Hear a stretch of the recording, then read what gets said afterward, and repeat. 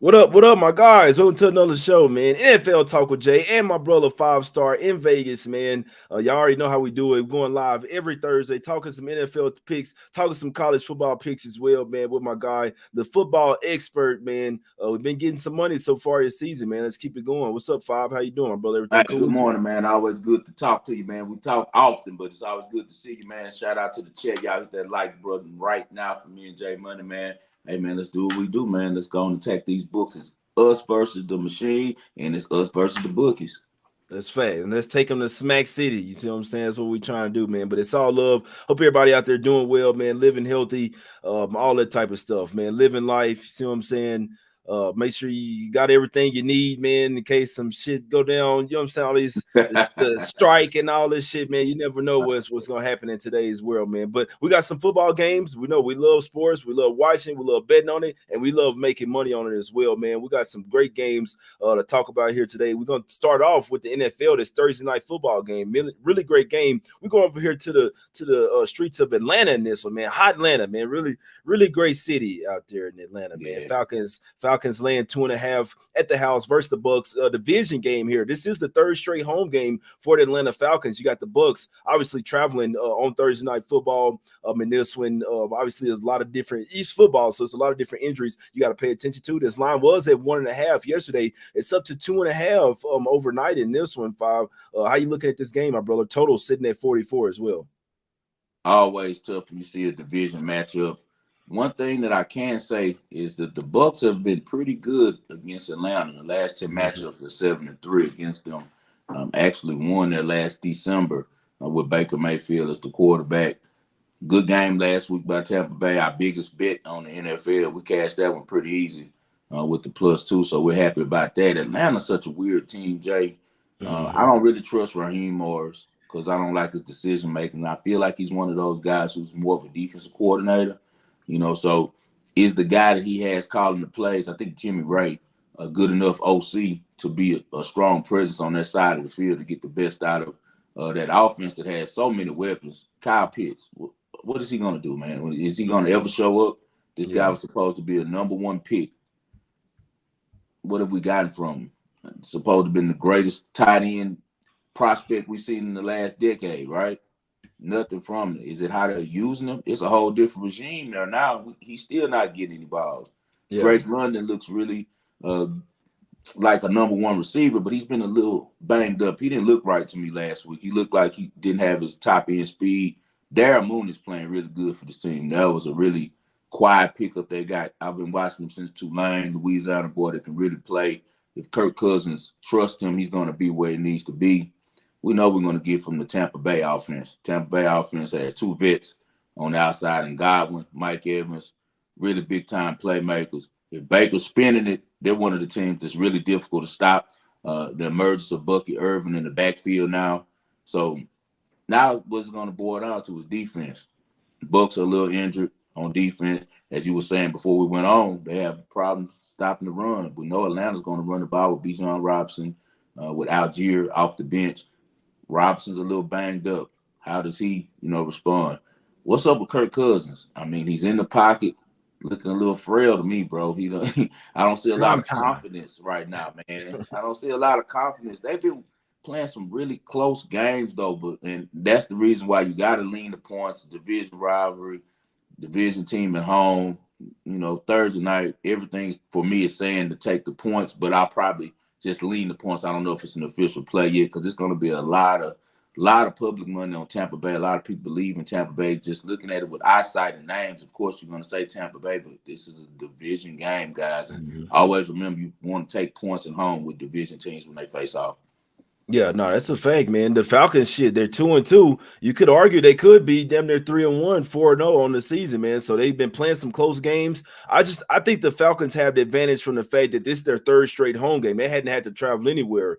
Usually on Thursday night football games, I like to lean to the home team, especially when they're coming off a home game as well. They hadn't had to travel anywhere. They kind of get like a day a day advantage because they didn't have to travel, and that's just extra little prep time as well. Obviously, the team Bucs coming off of both teams coming off a big win because the Falcons got a last minute last second field goal to win that game versus Saints over there, man. So both teams coming off big division wins. But like you said, I mean, this is a game that's going to tell me if the Falcons are for real in this one. If you for real, then I mean, we're really each team. You see what I'm saying? Because both of these teams kind of just seem like we don't know if they really like for real just yet. Even though the Bucs are 3-1, you know what I'm saying? When you get smacked like that from the Broncos, we see that they could have deficiencies over there, man. So I would lean to the Falcons mainly just because of the line, because we know that the Bucs. You probably could say the Bucs probably have the better overall team, probably, but the fact that they're the underdog in this game kind of says, and that's why you say a lot of people gonna look at a lot of public gonna look like them. Bucs getting points here. You know what I'm saying? They the 3-1 team. We taking the points in. I'm taking the money line. I just feel like that's a little bit of it might be a little bit of a trap spot there, man. And like I say, it was 1.5 last. It was basically 1.5 ever since Monday, and then it went up to 2.5. Last night or overnight, like when them limits start to get increased, man. So I lean to the Falcons, but to be honest, I could see this game going either way, to be honest with you. But like you said, this is what I told you before the show. If the Bucs can't stop the run, that's gonna open up everything for the Falcons, because then Kirk Cousins gonna let it ride. The play action, you know what I'm saying? If they play action, it's gonna open up everything if the Bucs are letting these guys get 5-6 yards per play on the run over there, man. So I lean the Falcons there, but it really is a tough game, man. This, as you can see by the line, this shit could go either way. But if I had to bet it, it's Falcons or nothing for me. This is somewhat like a pivotal game for their season here. They could go up 3-2 or they can go down 2-3 in this season. So this is the game that's we're gonna see if they're for real in this particular game. I lean to the Falcons, but it's definitely nothing super strong for me where it's like I'm definitely on this shit. Five. You got anything else on this? You don't really look at a lot of totals, right? No, I'm not a total guy. guy. I always talk to you. I leave that to you and Ski. You know, you guys got a basketball background. Oh, okay. I don't fuck with totals either, bro. Background you might deal with, just like you make the great point about travel. I don't even think about that. So, like if it's across country, yeah, but you made a great point about them staying at home. I didn't even factor that one in, man. Great. That's a great tidbit right there. No, that's a fact. Yeah, like I mean, Tampa Bay, Atlanta, it's not too far, but both of these states were dealing with their hurricane as well. You see what I'm saying? So that's another thing. But it is something I like to look at, especially specifically with Thursday night football. The team that's traveling usually has a little bit of a disadvantage. It sometimes it may not mean a lot, but it is a little bit of an advantage for the home team, especially when it's back-to-back home games. Like I say, Atlanta, this is their third straight home game. So I feel like some of these little factors are the reason why the Bucs like have them favoring this particular spot. It's Falcons or nothing for me in this one, my brother. But, let's go talk about this London game, man. Really fascinating game here. I'm really just surprised that this line had moved off 2.5. I know it may not mean shit, but I do know that a lot of money's coming in on Vikings. I mean, if we're looking at it, anybody, you know what I'm saying? I mean, even I always say, like, damn, it's Vikings or nothing. I mean, this team has started off exceeding expectations. We know they got some really good coaches over there. I mean, Sam Darnold is playing really well. He's going up against his old team as well. Jets coming off a bad game. They couldn't score at all versus them. I mean, which obviously if they hit that field goal, we're not really talking about that. But still, we know that Nathaniel Hackett, not that great of a coordinator. The Saleh is definitely not a good coach. Like Aaron Rodgers he want to get his ass up out of there, to be honest with you. But I can't get away from that. This line is not went to 3, maybe even 3.5 yet. Vikings been playing really well. It's really hard to bet against them. It's not really a lot of pathways for the Jets to get it done, but it just I don't know what to do with this game. 5-star. What do you like here? Man, it's some teams that the public doesn't matter. Like really good teams, they always say, it's an old saying with sports bettors, and that's that good teams win, great teams cover. Facts. Last week, it was 80% of the money at Green Bay, one of the toughest places in the world to play. Jordan Love, that receiving core, and Minnesota was still able to get it done. I think the Bucs are trying to trick a lot of guys into being sharp, into thinking they're sharp instead of just playing football. And it's a difficult judgment to know when to do that, when to attack because you're saying, okay, the Bucs are bagging, and when to say, okay, they're just playing football. I've seen enough from Minnesota to know that they're going to be around all year as long as they don't get injured. As long as they don't have an injury to key component. They could even stand Justin Jefferson going down. I hope my boy don't. I want Jay Jettis to win MVP. Yeah. Like that's my dog. So I support him. But I'm just saying they can withstand with their receiving core. With the kid coming back last week and shining like he did, and then Jalen Naylor is a really good third receiver that they have. So I think they could even survive that. Darnold, they're going to have to keep him in, the mix because they lost the rookie quarterback. So they probably couldn't survive him being injured. But as long as they stay intact, I think that Minnesota is one of the favorites to win the NFC. Right now, they're number one in my power ranking, and they deserve it. And it's strictly because their coaching staff is far exceeding every other coaching staff that's facing off. And you think that they're going to lose to Robert Saleh and this clown Nate Hackett? Stop it, man. They're not going to lose to them. I don't care if they play on Mars. And Minnesota's 3-0 overseas playing anyway. Kevin O'Connell is one of the best coaches in the NFL. I've been a fan of his for a long time. He's been on every level in this game, from being an assistant, from being a broadcaster, from being a front office guy. He's seen it at all the angles, man. And he was really well prepared for this position. The first year that he got there, the best thing that he did, the number one acquisition he ever made, was getting Brian Flores to leave Pittsburgh and become his DC. Yeah. He trusted him. He had enough, belief in himself, enough confidence in himself to let a dude with a really big presence who can easily take over locker room become his assistant, man. And it's paid off tremendous dividends. We don't have to worry about Brian Flores and their defense being ready to play. All right. They played really well the first half, enough. When they got tired in the second half, that's why I like the Packers to win the NFC this year. Even as a wild card, it's going to be hard to stop that offense when it's clicking, as you saw. Yeah. So we ain't got to worry about Minnesota. Like, they gave up a lot of points to Green Bay. Everybody giving up a lot of points to Green Bay. I don't care who you are. Sooner or later, with that team, Mike LaFleur and Jordan Love and all those receivers are going to figure you out, and they're going to put some points up. So I'm not disturbed by that at all. I think we see a dominant performance by them this week. I think that the rallying cry will be for Sam Darnold. This is the team that drafted him, ruined his career, and said he wasn't nothing. Now we're going to go hang 40 on him and show them that you are somebody. Expect a big game from Sam Darnold. We're going to get Justin Jefferson against Sauce Gardner. Sauce Gardner can't hold Justin Jefferson, bro. So I expect some some stuff out there. And then the second receiver is going to be on DJ Reed. The Jets have nothing for the Vikings. I'm not going to get caught up with the numbers. I said good teams win, great teams cover. I really think this Minnesota team is a great team. So I'm already betting it. I'm glad it's down to 2.5. I'm actually loading. Call me a fool. They got to catch me slipping on this one because I rarely bet with the public. You know that, Jay. But I really believe in this football team. And I think that their coaches aren't company men. They're just coming to work and trying to make, their team the best they could beat on Sunday. No, it's a fact there, man. Yeah, it's definitely a game where it looks like Vikings easy, man. I'm not messing with it. The way my mind work, I don't really like going with everybody. But like I say, football is different, and every game is like a Super Bowl as well. That's probably why I'm not good at betting. But if this was the NBA, I'm fading the hot team here. I'm going with the team that nobody would know, but this is not the NBA. Like I say, this is a London game as well. This is even more opportunity for the Vikings to show the world that they're for real as well. So, and as well, the fact that you got that Sam Darnold revenge spot as well, that makes me want to stay off of it as well, man. So that's one of them was where, like in that Commanders game versus the Cardinals, I forgot about Kingsbury going back to, like, that little things like that matter. It's like extra motivation. I like to bet off motivation, so I know that Sam Darnold gonna be motivated in this one.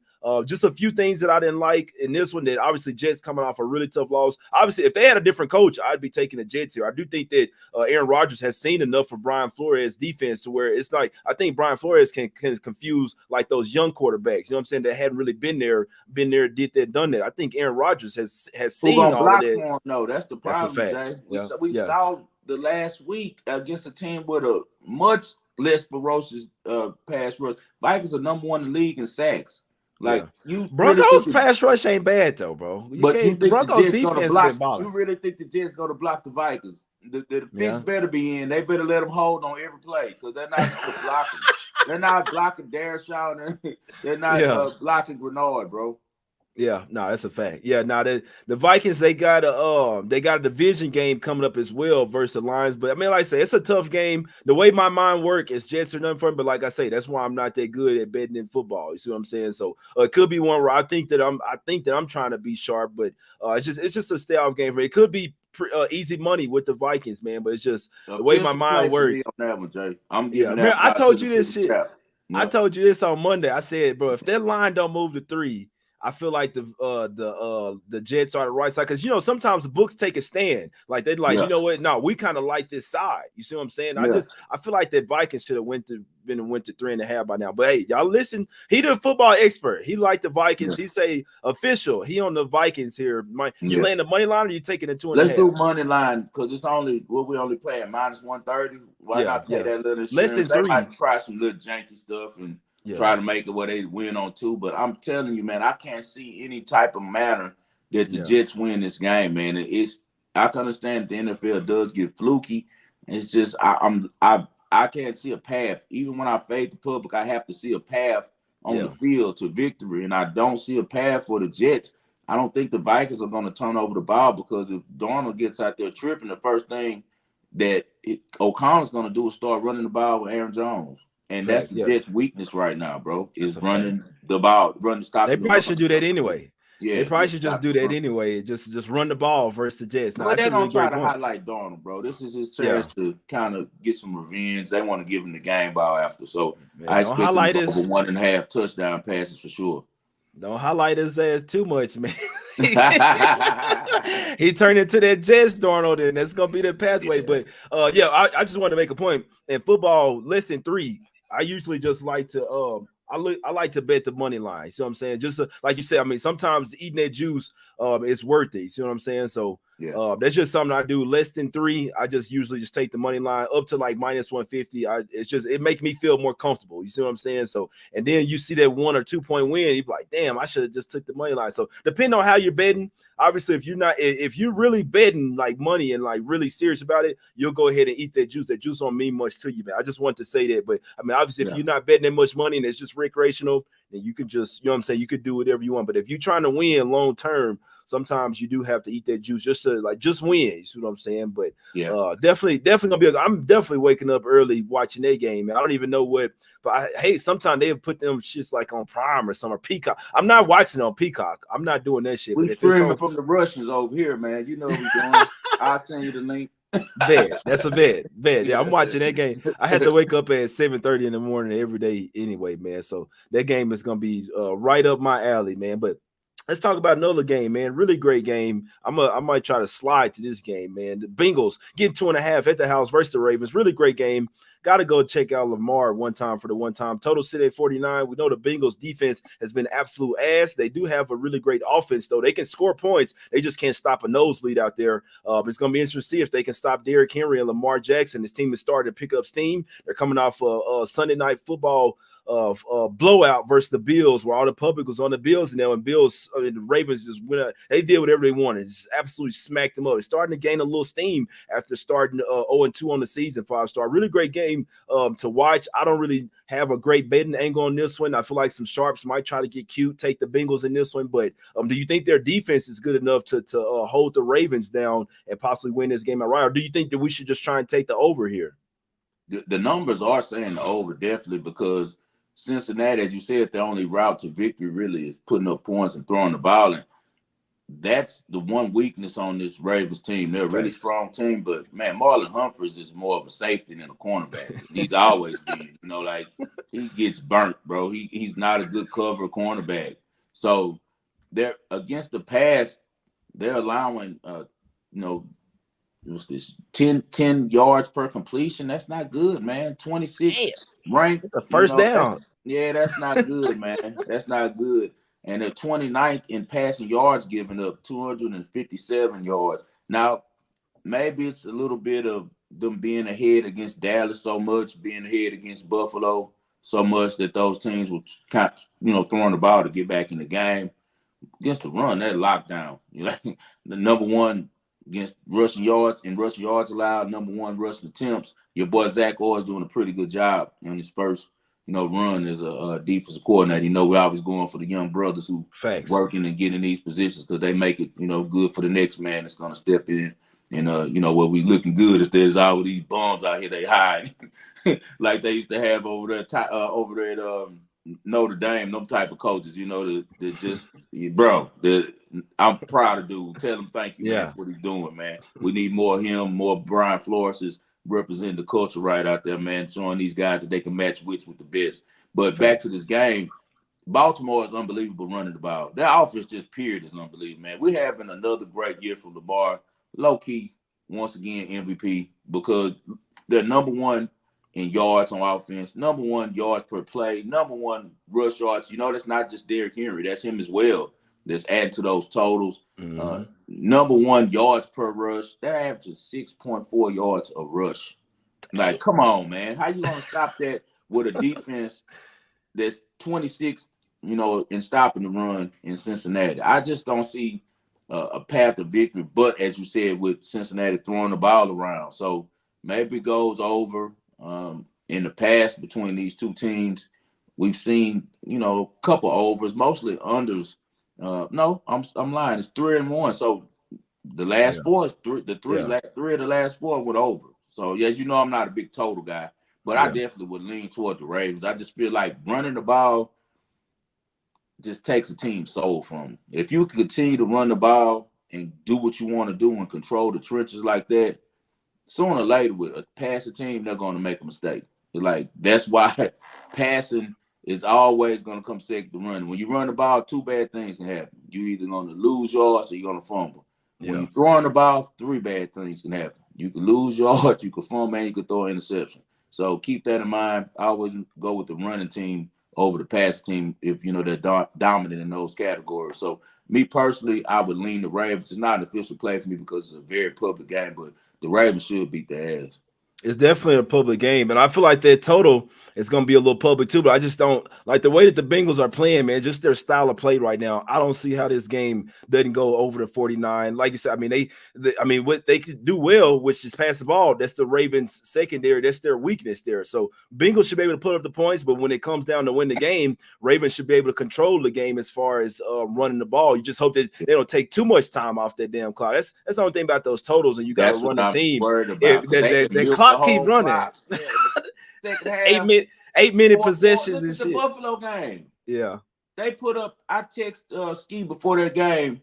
We was talking about the game, and I'm like, Baltimore is going to score 35 by themselves, 30 to 35 points. They am scoring 35. And he was like, man, I took the under. And he was a little worried. And at the end of the game, I was like, look, you hit it, bro. And we was real happy, but it was because what you just said. They milked it in the fourth quarter. They were just getting first downs, letting the clock run. So that's the only danger about a number so high as 49, because what if they can't get Baltimore off the field?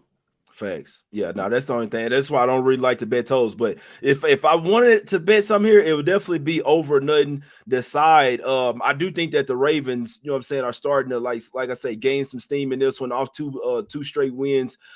Cincinnati just got their first win. You see what I'm saying? So I still don't know what to do with Cincinnati. So I mean, only reason why they won that one because it was the Panthers, and the Panthers defense couldn't stop them. But you see the Panthers putting up 24 points versus them with ease. You know what I'm saying? They could have had even more points than that if it wasn't for the turnovers in that one. But like those games like the versus the Commanders just scare me. They like it doesn't matter. They cannot get a stop. I remember it was one play, it was 3rd and 1 or 3rd and 2, and I said, this is the game right here. If they can get a stop right here, they can win this game. And they got 10. The Commanders got 10 yards on that play. It was just it was easy. I'm just like, this defense, I cannot trust a team that does not play defense or can't get a stop. So I lean over there, and I wouldn't be surprised if the Ravens did keep chucking. If Lamar really is pissed, if they serious about really doing something and righting those wrongs from last year, they should be able to win this game, man. But I know I want to see Lamar show out. I ain't gonna lie to you, man. I need to go slide one time, man. But yeah, I'd lean to the over in that game, man. But let's go to H-Town one time, man. Your streets are H-Town in this one. Texans getting a point at the house versus the Bills. Bills coming off a game where they got absolutely smoked. Texans are still playing well. They squeaking by or whatever. They you know what I'm saying? The Sharps cashed with the Jags last week. I know I couldn't even hop on there. I know the Sharps are all over the Jags, and they end up getting that cover as well, man. But what do you think the Texans? Do you think that I want to ask you something? Do you think the Texans like after surprising everybody this year, do you think that they're due to take a step back or a step forward now that everybody know that CJ Stroud is the real deal? What do you think? Are they because I feel like if they do to take a step up, then they're gonna win this game. It's that simple. If they do to take a step back, the Bills can spread, and you got the Diggs revenge game, all type of shit going on here. What do you think about this game, my brother? And this is really my stomping ground. Like the stadium is right on the freeway we were on every day, 610 South. Shout out South Park. Shout out South Acres. All them cats out there dead end. All the homies, man, from Southeast Houston, bro. Got love for all of y'all. Yellowstone, all my partners over there, man. The problem with the Texans is Bobby Slow. Keep it simple, stupid. He doing too much. He out there running too many tricks, trying to be smart offensive coordinator plays to try to get a head coaching job. I know that he turned down the Redskins job supposedly, in the offseason. Maybe he didn't like the ownership group he wanted to, or maybe didn't want to live in that part of the country, but he definitely wants to be a head coach. And instead of just playing to his strengths, the only thing the Texans really have to do is go hurry up. They have a quarterback with enough cerebral intelligence to step to the line, see what's in the box, and either hand it off to Mixon when they got the advantage in the run game, or throw the ball because they're going to always have advantages on the outside. They have three of the best receivers on the same team in the whole league. I don't know if Tank Dell is back. He's been not the same guy since getting shot. I don't think that it's like a loss in talent. I think it's just repetition. So maybe it'll get better as the season goes. But even if he doesn't play, they got some good guys in Mechie and Hutchinson also on the bench who can be good third receivers. These guys have so many mismatch problems that they create for the defense on the outside. They have a quarterback with pinpoint accuracy who's really smart and can pick defenses apart. And this guy wants to run all these crazy plays. Like he want to bring motion, shift, do a reverse, do a count. You're doing too much. You got this kid thinking way too much. Just run the plays he ran at Ohio State with these receivers. Just line up and throw that shit, man. What are you doing? Until Mixon come back. When Mixon come back, feed him. Is he playing this week? I'm not sure. That's one thing I hadn't. I feel like we'll find out like either today or tomorrow because if they don't practice on Thursday, then it ain't looking too good. Yeah, that's what I was about to say, and I apologize. I don't know if he practiced, and I didn't look that up, but because they can't go with Cam Akers. Cam Akers is just a change of speed back, a change of pace back. Not really the guy that you want to ride. What is he saying right there? He looks like he's going to play. Good. Okay. If he plays, that changes a lot because now they can go into running pro. Just go pro, hand the ball to Mixon, do some play action where you can get some time for Stroud because also the offensive line has really struggled, in Houston. Look, they want to kill Tunsil. It's dudes out there in Houston who hunting him. They looking for him. He better be careful at the grocery store, man, because he better send somebody else to the store for him. Bro, Larry Matunsil is tripping. He's doing way too many, offside penalties, man. He's always offsides now, man, and I don't know what it is, what's going on with him. Way too many penalties. Buffalo got embarrassed last week. Yeah. So this isn't a good time to face Josh Allen off an embarrassment. And when Josh Allen looks at the Texans, he thinks he can handle them. He's used to being successful. He just beat them 40-0 the last time he played them years ago.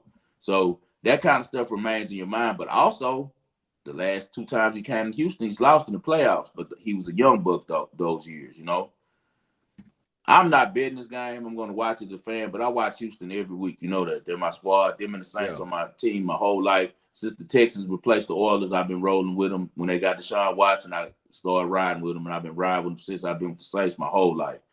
The Texans, man, until they simplify that offense, they're going to have a lot of close games because they could dominate on the offense. Just work Nico Collins, man. Just work Stephon Diggs. What are you doing?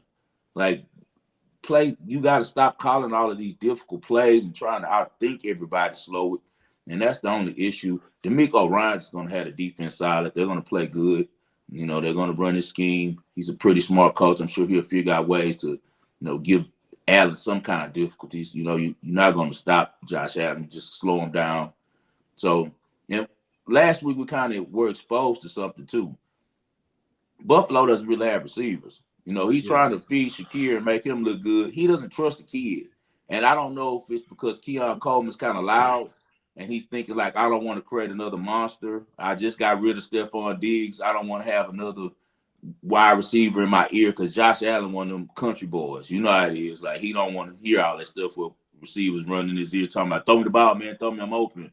So maybe that's why he hasn't been feeding Keon Coleman, because you would think that with his size and speed and his range, his catch range, that Keon Coleman would be his favorite target. But for some reason, he doesn't look at him and treat him as such. He likes to go to the tight ends and he likes to go to Shakir. So that means that they have to rely on their running game. Can the Texans stop the running game? Can they slow down the running game? But it's going to be a really good game. Just a bad spot, honestly, to me for the Texans, because Buffalo came off getting blown out. So they're going to be pissed. But their defense isn't as good as it's been in the past. Can they slow down CJ if Slow calls the right plays? That's the key to it, man. So this one is going to be a really entertaining game. It's going to be fun. I would probably lean, honestly, on this one, probably the over, you know. And I don't even play total, but I see points. I see points in this one when I look at it. No, it's a fact. Yeah, everybody probably gonna be betting Diggs yards too. All right, everybody, you got revenge for both sides, because you got Josh Allen, the guys. Obviously, they didn't really like Stephon Diggs. You kind of hear him throwing a little shade to him in the press conference, saying, "Hey, now nobody's caring about stats anymore. Now, you know what I'm saying? Everybody wants to. We all playing together now. So I'm sure they want to show." They want to show up Diggs and be like, you know what? Now, we glad you left and we the better team, but we know Stephon Diggs going to be telling C.J. Stroud, hey, I know I haven't been messing with you to throw me the ball, but this game, I need you to feed me the ball. I got to show these boys, man. And if you've been watching the game, this guy doesn't feel the room well. He's kind of like the same way with Joe Brady. If you was watching the Buffalo and the Ravens game last week, me and the clients, we unloaded on the Ravens. It was the best spot we could find. First half, I told him, bet everything you count on the first half of the game and the cash, right? So about the third quarter or so, Bill scores right after halftime. They come back, they get a stop. I jump on the live line at -9.5 with the Ravens. Jay like, okay, the line was 17 at halftime. They said plus a half, so I'm going to take this 9. Buffalo driving the ball. They about to score again. I'm like, oh, man, it's going to get tight on the cover and the game. I tripped out. Yeah. Joe Brady, pull a Bobby Slow, run a triple reverse, pitch it back to the quarterback. I almost got this man killed. Josh Allen looking like, what the hell going on? And it did all this stuff, got this man plastered. Yeah. You know, almost knocked the shoulder out of place.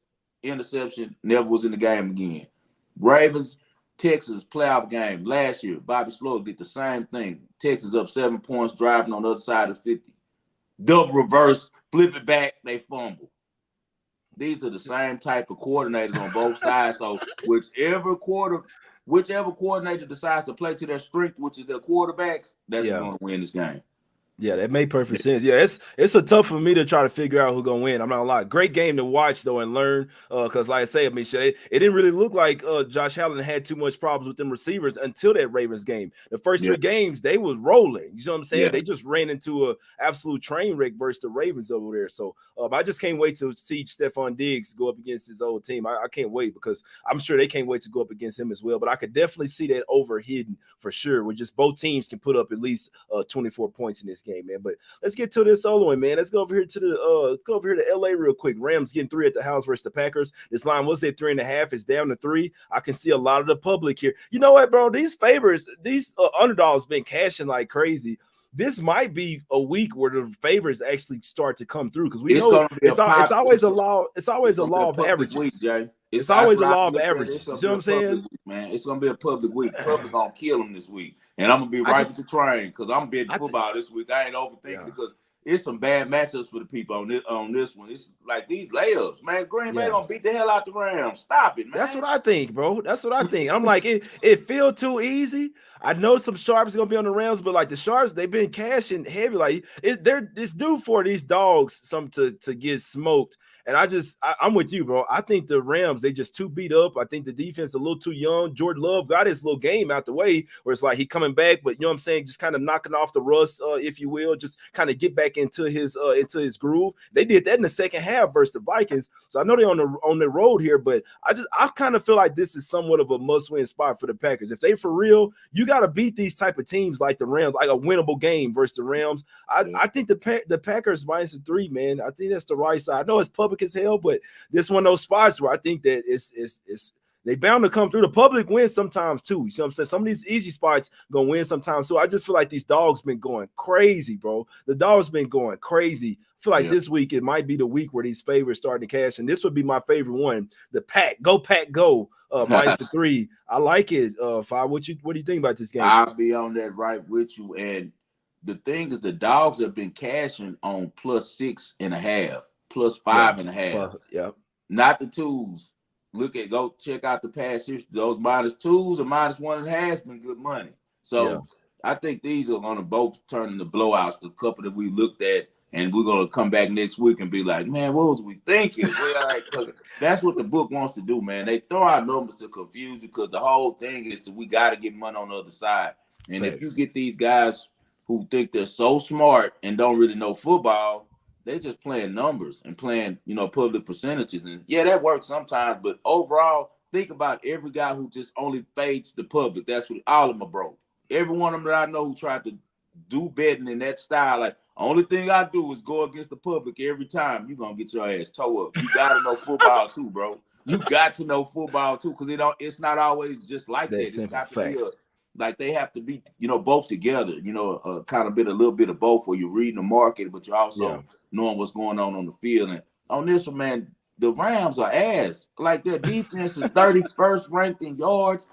They're last place in yards per play given up. They're last place in yards they give up in rushing. They're last place in yards completion yards on them, passing yards on them. Like, this is crazy. Like, yards per attempt they're giving up on the pass. They're last in everything. Drewski say Rams to cover.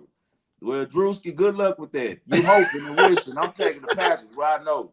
So, I vote the Packers. The Packers got to win here, bro. They've already lost 2 games. Jordan Love is pissed because they should have won last week. He tried to bring him back. It was a little too late. He's going to be sharp this week. Believe that. Yeah. And he'll get a defense that he could, put his best showing on. Green Bay's fan base is going to take over LA's whole stadium. So, bro, you're not going to have a home field advantage, EC, or whatever your name was. You're not going to have a home field advantage. It's going to be number cheeseheads in there, bro. They're all coming to LA for the fall to have a good trip and to come watch the Packers smash the Rams. So I'm with you on that one, Jay. I'm going with the Packers. I think that LaFleur is not a company man. He's trying to win. So he's gonna try to drop 40 on them. Give me, and he knows McVay really well. And it's a little competition between McVay, LaFleur, and Shanahan. A lot of people don't know that they run together tight. And they were all friends, and now they kind of don't all like each other because they're competing to be the best young coach. And LaFleur, he hasn't got a Super Bowl. Shanahan has got that. He lost. So McVay, he kind of little boy all of them. Every time he play him, he's trying to son them because he's like, I got a Super Bowl and I've been there. I won one and I lost one. What you gonna say? You don't have this jury. So, hey, they're gonna be motivated. Take the Packers, bro. Don't be afraid. Green Bay has owned these guys, man. They're 9-1 straight up last 10 and 10-0 against the spread last 10 versus the Rams, man. That's absolutely crazy, to be perfectly honest with you, man. So, I get what he's saying that the Rams beat the 49ers, but that's somewhat of a fluke game. I mean, the Niners had the Niners had that game in hand, and before you know it, the Rams come back. And the cover in hand. They had everything. I couldn't believe it happened because it was so janky. Like that, you can't place your money on certain things that will look happening, bro. Luck don't happen every game. Like turnovers, you can't put in your handicap. You can't put that in your handicap because you don't know what the hell is going to happen with that. You have to handicap off of the knowns, bro, off of the definites. That's what you have to do, bro. Facts. Yeah, no, shit, they just lost to the Bears, man. I just feel like the Rams got way too many injuries on both sides of the ball. They had their year. They had their years of being great. I feel like it's kind of downswing now. And I honestly think that the stuff that I'm hearing is that McVay is damn near even kind of through with coaching. He already won his Super Bowl. He's young. He has this. I mean, he could do whatever he wants to. He could get in the booth if he wanted to, but like trying to rebuild over there in LA is just not really something he want to do. He might try and take a year off and go to a different team or somewhere or be an offensive He gonna be coordinator or on something. TV a little while. Jay, he had Probably already so. worked out a contract actually with one of the major TV stations right after Aaron Donald had talked about retiring. He's Him like, and I gotta Aaron go. Donald were going to retire together after the Super Bowl. They both Yeah. came back for another year. Donald dipped, and I guess he's like, I'm gonna see what I could do with this team because last year they kind of surprised people and made the playoffs. Remember, so Yeah. he stayed one more year. But I suggest that he goes to TV because he's going to be a superstar on TV because he knows the game, bro. He's a really sharp dude and he speaks well. I think he'll do way better than Tom Brady calling these No, games. facts. Yeah, Yeah. Brady. Yeah, that ain't his strong suit. He needs to get it. He needs to let He that gonna have go. to give it up. He's trying not He to needs to let that progress a go. little hard. He needs to He's let a that go. nerd at the heart. That's what's the problem. He's a nerd. Yeah. When you're a nerd, it's all right to be a nerd with a little bit of swag. Like you like reading stuff, you like learning, but you got a little swag. He's not a confident dude, bro. That's why he got all that plastic surgery stuff that he got, done because he's always been a guy, I guess, to kind of dealing with some kind of situations with himself. You know what I'm saying? Like, think about it, bro. Like, look at this, all the stuff he getting plastic surgery. That's probably what drove him to win all the games that he won and win all the Super Bowls. He's outstanding on the football field, outstanding as a dude, but man, you need to get out that booth. You're really damaging your reputation and your legacy. Get out that booth, man. This how I could get out of do there it. ASAP. Yeah, no, that's a fact. Because Romo came right out the door sounding good, right? So like if you got it, I feel like when it comes to that. Yeah, it was the opposite. Romo wasn't that good on the field, but he was good in the booth, and obviously with Brady. But yeah, Packers are none for me there. I actually feel pretty strongly that the Packers get their win. I think it's a bounce back spot. It's a must win type of spot if you're serious. And I just think the injury list is so long for the Rams offense and defense, in my opinion. I just think the Packers got too much for them, man. But one more game in NFL, then we're gonna get to some college. Okay. Monday Night Football. I'm hoping this ain't the one that the public gonna cash with, man. We know we got the company man over there. It's the standalone Monday Night Football game as well. You see what I'm saying? It's not like where it's the two, and you got to figure out which one the dog and the favorite gonna cover and shit. This the one that we got Monday Night Football Chiefs at the house. I'd like it even more if it was the Saints. If it was in New Orleans over there, but we got that old +5.5, man. I know it's already like 15-2 ATS this season.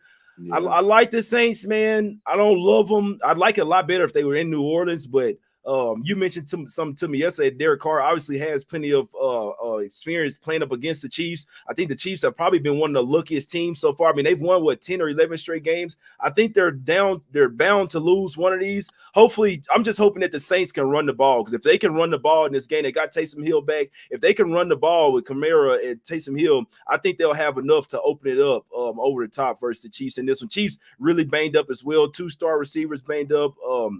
Running back. So Kelsey hadn't really looked the same. I think that this might be where the Chiefs could finally take their loss. It's always hard betting against Mahomes, and I'm hoping that all the money is on Mahomes. I never bet against the Chiefs when the money is on the other side. I just never do it, because you already know, that's when they let them play. It's like, all right, well, you can go win, you go blow out now. But when all the money's on them, and we know a lot of money line parlays is gonna be tied in with the Chiefs as well, teasers, all that shit. You see what I'm saying? So even if the money on the Saints on the spread, all the money gonna be on Chiefs money line. Everybody gonna be needing to close out their money line parlays with Chiefs.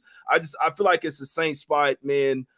It's Saints or nothing for me in this one. I don't know. I love every time I see that 5.5. I just feel like it's dog or nothing for me here, man. And the numbers prove it this season: 15-2 against the spread. But what do you think about this game, my brother? Well, it is a key number. The 5.5 has been money all year. I just, as a Saints fan, I'm not betting it because I don't trust Derek Carr. I just do not trust Derek Carr. When Spencer Rattler becomes the quarterback, you're going to see a different Saints team. Yeah. Like, it's time to move off Derek Carr. He got that kitty, man, and that's just what it is. The first couple weeks, motherfuckers talking about they going to the Super Bowl, though. They after they scored 91 points in 2 weeks. And then I saw his feet and saw that he was still in the pocket, scared as hell. So you have to win the games like they lost against Philadelphia and Atlanta. Those are games that, as a quarterback, that you have to make sure that you guys win those games. And he just did not make enough plays down the stretch on either one of those games when it was necessary. He got in the box for against Philadelphia, and they took the lead. But after they clapped back, you had plenty of time to go down the field and go get a field goal to tie it or something. That's the difference between great quarterbacks and bullshit quarterbacks. Good quarterbacks, when they need a field goal in the fourth quarter or before the halftime, they always go get it. Always. You don't have to worry about it. They're going to figure out a way to get points on the board. And Facts. Derek Carr is one of those guys that when the temperature raises, he lowers. So he's not a guy that I'm going to trust against Patrick Mahomes, even though that number looks that way. Right now, I'm seeing a lot of money on the Saints, man. I think everybody trying to be smart. If it stay that way, I'm going to unload on Kansas City. It might be just a square week because Kansas City has every opportunity. You saw Philadelphia, how they threw the ball on the Saints. Like guys were wide open, just Jalen wasn't hitting them. I think the Chiefs can air their ass out, to be honest. Like the Saints ain't good against the pass, bro. Like we got good cornerbacks, but some reason it doesn't translate to us being a good defense, the 25th ranked in pass yards. Another troubling thing is that they're giving up 4.8 yards of rush, but the thing about Kansas City, they are missing some of their players. They're missing some running backs. They turned back time and got the old running back in the backfield now, and I guess they gave up on Carson Steele, the kid from UCLA. But as you know, Pacheco's out, and as I told you, Pacheco, much like Mixon, is very underrated. Mm-hmm. Pacheco is key to that offense, man. He's the one that brings that physicality. He's the one that picks up those blitzers when they're blitzing Mahomes. He's the one that he can dump it to, and he can turn a 1-2 yard play into a 20-yard play because of his effort. They're missing Pacheco. I think that this is maybe an Xavier Worthy game. I can see him definitely getting in the box for a touchdown. Can't nobody stop his ass. He's fast as hell. And the Saints are dumb when it comes to like coverage breaking and stuff. The type of stuff that Andy Reid draws up, he's going to catch a couple busts on the Saints. It's just not Mahomes hitting, which he doesn't really miss when he throws bombs. That's what makes him who he is. When guys are open deep, he gets it to them. I don't know, man. As a Saints fan, I can't back them. I just cannot back the Saints on this game, not against Mahomes. I've seen it a million times before, and they always let you down, especially on the road, outside. Man. Saints just need the zebras. They just need the zebras, not even on their side, but just not on the Chiefs side. When have the zebras ever helped the Saints? Saints, but it's not even that they got to be on the Saints side. In America, the Astros and the Saints, when it comes to the type of officiate that they get, man, they don't like them, bro. Nobody like the Astros, and the league don't like the Saints because the bounty hunting stuff, and then the Rams situation when they was about to go to court and they had to talk to them and talk them out of it because it was going to expose the NFL for being what it is, the entertainment company. Right. So they got into it really bad with the Benson family because Benson was finna take them to the feds, bro. So they had to give him some Super Bowls and make some deals with him off the field to try to keep him from going to them because they cheated him. Like it was clear as day. That the Saints should have went to the Super Bowl that year. So the league don't like the Saints. They never get calls. Like that was the problem with the Eagles game. They wasn't getting calls. That was the problem with the Falcons game. They weren't getting calls. And then Shaheed, dumbass, drop a punt return and just gave the Falcons a free touchdown like he was working right at the beginning of the game. That's what I'm saying. I can't trust the Saints, man. I best of luck for everybody who's taking the points. I know they're 5.5 and golden. I hope I look like a fool by not betting it, but I don't bet Saints games. I just watch them. Yeah, so the money was on the Saints at first, and then a sharp group came in. So there's two different sharp, just a little info that I got. Some sharps did, because the line was at 5, and I'm like, damn, I didn't miss out on that 5.5. But then it went to 5.5, 6 a couple days ago. Somebody went and put a bunch of money on the Chiefs. Once you see it go from 5.5 to 6, so some type of syndicate and went and puts a bunch of money on the Chiefs. So they could know something. I mean, I do think that the Chiefs are one of the luckiest teams so far this season. Like they could legitimately be 0-4 this season. I know that sounds crazy at 4-0. And we know that good teams find a way to win, but I mean, they were losing to the Chargers pretty much the whole game, come back and win. Like they just find a way to come back and get those wins. Same thing for the Falcons as well, man. So Saints coming off back-to-back losses. I do think this is a pretty big game for their season. That's plus 5.5. I always like it. We know Mahomes less than 3, he's golden, but when it gets past that, there's room for the Chiefs to win the game, but not cover. You see what I'm saying? So that's what I'm hoping that happens in this one. You think Mahomes gonna look bad all year? Like he's looked blatant. He has not looked. Yeah, he hadn't looked that good. But they 4-0 though, so nobody gonna talk about that. But yeah, maybe he's gonna change his brand where it's just like my brand is winning. It's not as much is me putting up numbers now. You know, maybe because he always wanted to be Brady. He wants to pass out Brady stuff. But I gotta think that he's watching the MVP talk and gotta want to be in that still. I don't know, but maybe he's settled down. He's getting older, got kids. Maybe he don't care as long as they win now. So Yeah. I see you, LJ from H-Town. Shout out to LJ from Yeah, El H-Town. Jizzle, that's my guy. Yeah, that's a good stat right there, man. He says that Mahomes, so I guess he want to bet that Mahomes throws an interception, and the Saints defense has had a lot of picks, but that still doesn't decide the game, but it's a good prop bet for sure.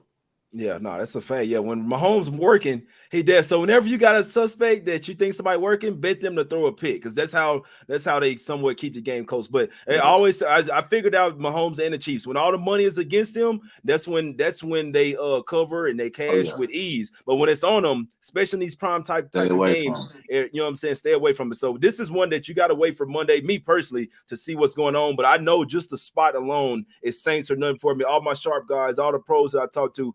They like the Saints in this particular spot, but like I say, there was a group that came in and bet heavy on Chiefs -5. Like they pushed this shit to -6. See what I'm saying? So it's really just go with what you know in this one. But it's Saints or nothing. I do think that the Chiefs, like the Panthers, to beat them is to run the ball, keep Mahomes off the field, and then open up the play action as well. Like you said earlier, if you can run the ball, that's how you win in football these days, man. So we'll see if the boys can run the ball. They've showed that they can do that so far this season, but I do like the Saints in this game. But let's get to some college, man, because the college, that's where them hidden gems be at, low key as well. What's up, Ronald, as well, in the chat as well, my brother.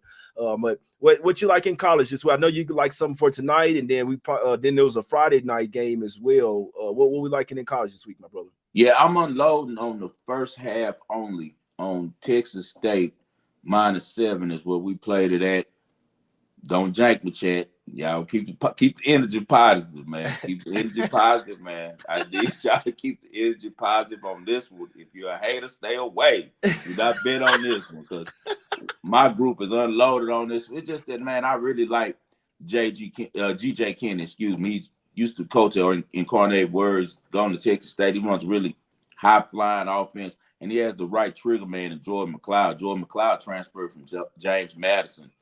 Really good quarterback. He can play, man. You know, he might sneak around and get on one of these teams in the CFL or somewhere and really shine, bro, because he's undersized, but he can really throw the ball. He's really quick, good decision maker as well. They're going against a team in Troy that just isn't as good as it's been in the past, man. And it starts with the quarterback. They lost their quarterback, Barker, last year. I think he graduated, and he's been replaced by Goose Crowder.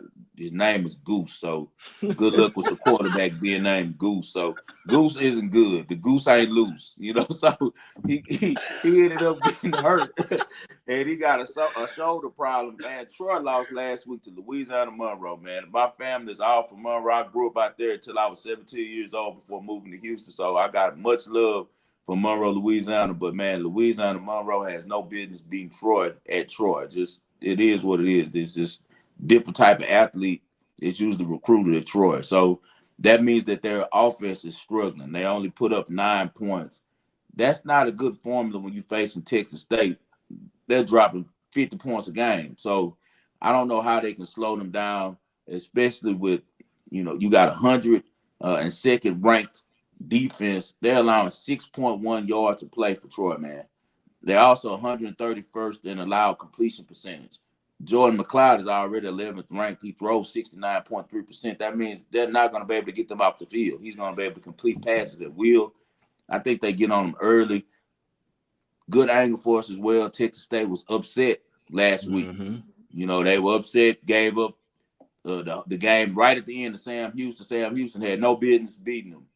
I think they're going to come out fired up. They had put up 22 points in the first quarter last week. I think we see the same this week. So I'm unloading. This is going to be a 5% play for me, man. I'm on Texas State first half -7. And then I'll play another probably 2.5% more on the full game -13.5. I think that they can cover 3 touchdowns. Yeah, this should be a smack city spot, bro. They were smacking Sam Houston State. I didn't have a bet in the game. I just always check the scores. Before you know it, the game getting closer and closer. I'm like, oh, okay, maybe they just trying to let them backdoor and cover the spread. Man, I look at the final score. These boys didn't lost the game because I know at first Texas State, like them. I remember watching a few games, even when me and you was watching the game at the sports book. Yeah. Them boys got speed on both Yeah. sides of the They ball. got Texas speed. State, Yeah. they got some speed over there, man. So them boys can ball. They're in a bounce back spot. They're going up against a team that usually beats them, but now they're the much better team. That's why they land at 13 on the road. They're in the bounce back spot. Revenge, all that. This is a Texas Yeah. State spot. I like that. You can get -6.5 with juice, or you can lay the -7 in the first half. I'm with all that. This could be one of those spots where it's like that trifecta where they come out in the first quarter and smack them and like go over there first quarter, first half, and full game team total and cover the spread as well. Just Yeah. like you said, everybody's just saying Troy's not that good this year, and so we know Texas State, they're on the upswing. They got them a quarterback over there. They're pissed off after giving away that game in the bounce back spot. Texas State should be in that double trifecta spot in this particular game, man. But there's one more that we was looking at. There was one more that we was looking at as well. What's the other spot you like? Michigan State. We were just talking about it. We both like this one. 24 points. I think that's too much. That's what I got yesterday with Michigan State. We're dealing with Jonathan Smith, man. Jonathan Smith, if you don't know the background about Jonathan Smith, he was the quarterback at Oregon State. He was the coach there for a long time. He's probably the best player to ever play at the school. They had their most success. I think they won the Rose Bowl the only time in the history of the school when he was the quarterback. Brilliant mind, one of the best coaches that you're going to find. He messed around and did the same thing as Coach Norvell did at Florida State and latched on to DJ Uiagalelei. I don't know what the hell these coaches be doing. I guess Uiagalelei come in and interview really good. He got a really powerful, strong dad. His dad is like really connected in California on recruiting and knows all the boys. His other son plays in Oregon, so his dad's a huge presence coming in, man. Like 6'6" dude, strong, and talking right. So maybe he's selling his son to these coaches, bro. But he messed up because that made Oregon State fall off when he became a quarterback. He ended up taking Aiden Childs, who was the backup quarterback, who was a redshirt freshman. The problem with Aiden Childs, he just hadn't had enough snaps. He's really good, man. He can play. He can scramble. He can throw the ball, but he's making bad decisions and turning the ball over because he's just not, like I said, used to, playing quarterback a lot. He's an athlete first. So he's going to have to develop him, and I think that he can. But Jonathan Smith is really, really familiar with going to Oregon. As I said, he has some real personal dislike and distaste for that program because he's from Oregon State, and they call it the Civil War when they play each other. Like, if they call it the Civil War, it's pretty serious that people in Corvallis don't like them in Eugene, man. So I think with that said, he rallies his team, and I think we get the best out of Michigan State because I think they're going to really play hard for their quarterback, man. And then he has Tommy Schuster over there as well. I think Tommy Schuster might get some run for them if Aiden Childs is ineffective. He's a little bit better passer, has seen more snaps, came from North Dakota, so he didn't play any big football, but he's just seen a little bit more snaps, and he was really good in North Dakota at throwing the ball. So maybe we see him some because what the coach likes to run for Michigan State is like a pro offense. He wants to dominate you with the run, then he likes to go play action and go over top. And he really likes using his tight ends a lot, and he has a good one over there in Jake Velling. So watch Michigan State in this one first half. They might can even, pull a money line, on a big number. You might can sneak a little plus 600 on there and steal it because I know that Oregon's going to be really confident in this game. Michigan State has not been good this year, but Dylan Gabriel for Oregon is a little overrated. He's not as good as people think. He's one of those guys who's quick but not quick enough.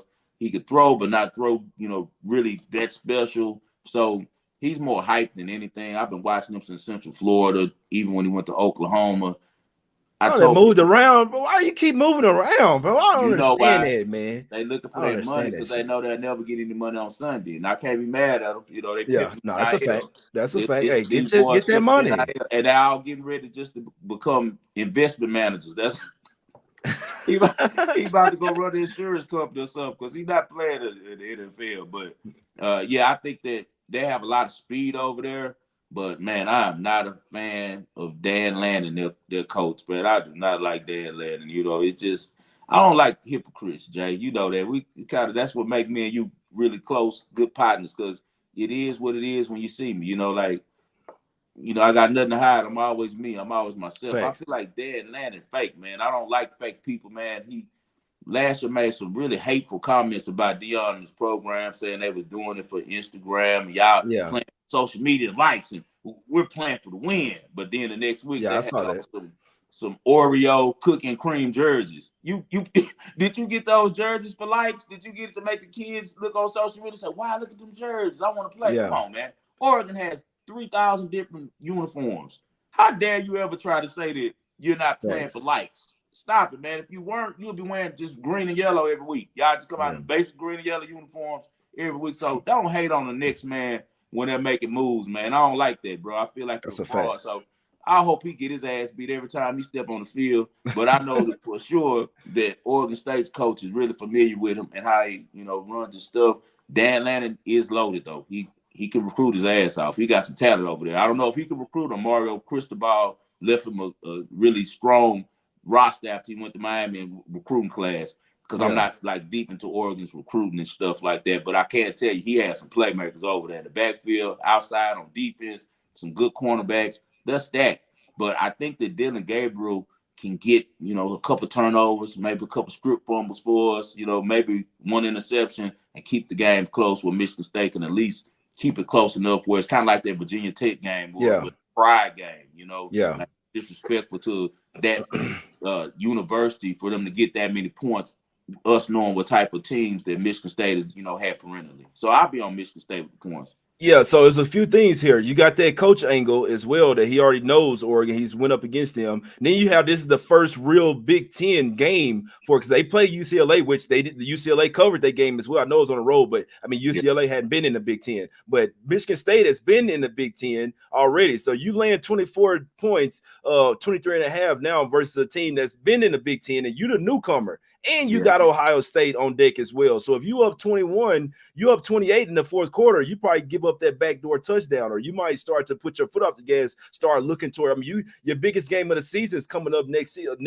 week. So you got a little bit. That's the type of shit that I like to look at 5-star. You know what I'm saying? That's a huge possible look ahead spot in this one. So I mean, if they win this game by 21, they perfectly fine with that. And then, like you say, it's a little bit disrespectful for them to be laying 24 in their first ever, pretty much like regular Big Ten games. You know what I'm saying? Like I say, UCLA is new to the conference as well. So Michigan State is basically their first actual Big Ten game. They could want to show out, but with them having Ohio State, that's a much bigger game. If they were happen to stay in that game or look competitive, knowing I think it'll look a lot better for the program. So I think that plus 24 is just way too much in this particular game. In this one, 5-star, it popped out to me, and I'm glad you like it as well. So in college this week, we like in Texas State first half, possible full game as well. Should be a Smack City spot, man.